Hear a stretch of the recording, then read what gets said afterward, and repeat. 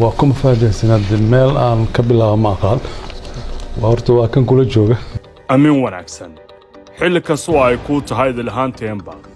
جيلن ميديا وحيدي هيساو ورئيسي دفيا نادرة ورئيسي يوجوه الرئيه أو بحيو شخصي يوجوه هذا الحين تبنى سياسة الصومالي دا سنوين كلا صور عفاي waraysigan oo xambaarsan xoga xasaasiya iyo ka warramida dhacdooyinkii dalka soo maray sanooyinkii la soo dhaafay ayaanu la yeelanay ama ka qaadnay Fahad Yaasiin Xaaji Daahir oo soo qabtay 4 xil oo kala ahaa agaasimo madaxtooyo agaasimo ku-xigeen NISA agaasimaha sirdoonka iyo nabad sugidda qaranka NISA iyo la taliyaha amniga qaranka ee madaxweynaha Soomaaliya afarta jago iyo xilhaynta Fahad Yaasiin ee 5 sano iyo bilooyin dheeraad ah waxay leeyihiin dhacdooyin ku wareegsan oo xasaasi ah waa markii koobaad oo Fahad warinta si toos ah nooga ogolaado inaan waraysi kala yeelano warcelimaha aan waraysigan kaga bogan doontaan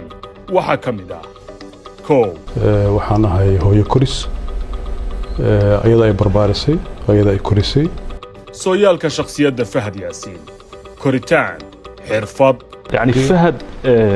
ومعلم دكسي قرآن وصومري نلاش بلوغيدي waxaan ka bilaabay dugsi quraan ama macalinka noqdo iyo kamid ahaanshaha kooxaha salafiga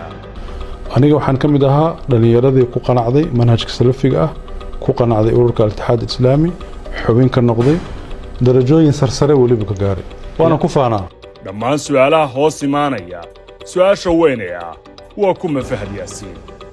laba maamulkiisa NISA oo ay ku jiraan su'aalaha ugu badan ee la isweydiinayo ahaana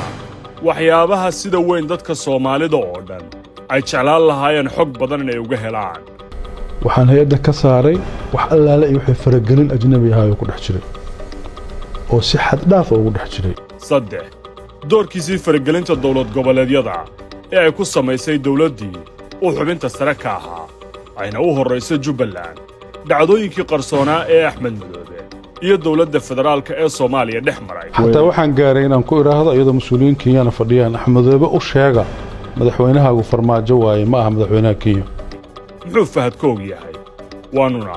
ka warsan doonaa maanta waxaan aaminsanahay Jubbaland Puntland inay ku khasaartay xiriirka Jubbaland la samaystay waagaas afar warinta kiiska sargaalad Ikraan Tahliil Faarax waa markii koobaad ee Fahad kiiskan furo ka hadalkiisa ما أقانا أيضا أقانا قوس كذا نقانا هو أيضا ما أقانا فمل كذا نقانا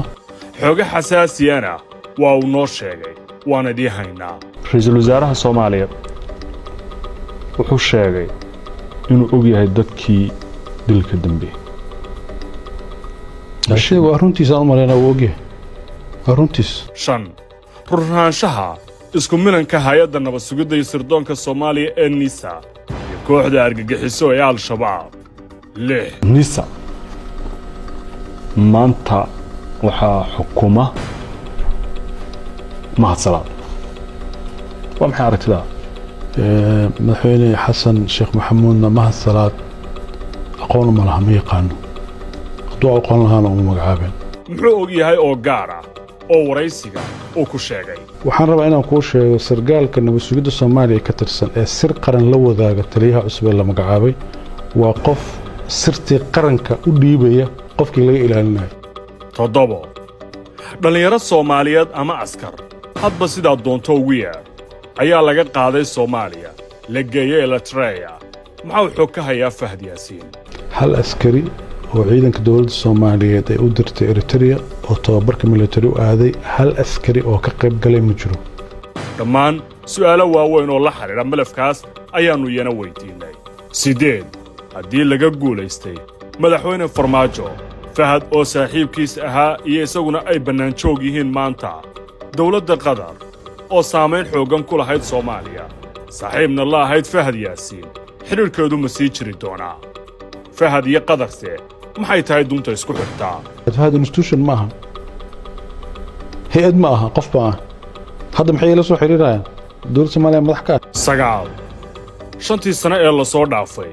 siyaasadda arrimaha dibadda ee Soomaaliya gaar ahaan saameynteeda gobolka ma dalal kooban ayay u xirnay oo lagu raaligeliyey dal hay-ad nabadsugideed baa indho u ah jiritaankeeda mas-uul u ah muuqaalkeeda u ah 10 maxay tahay qisada Fahad Yaasiin iyo Jabuuti waraysigan gaarka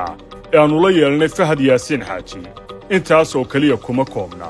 haddii siyaasadda Soomaaliya in laga badiyo ceeb ma aha khaladna ma aha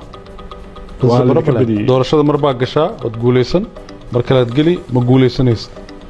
waa natural adduunka oo dhan bay ka dhacdaa waa isku darka nolol waryanimo shaqo siyaasi iyo xogo surdoon oo culus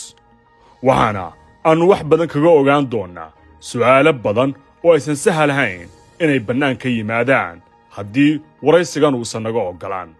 waraysigan waxaan u tami doonaa qaybo kala duwan oo halkan aanu marba qayb idinkugula wadaagi doonno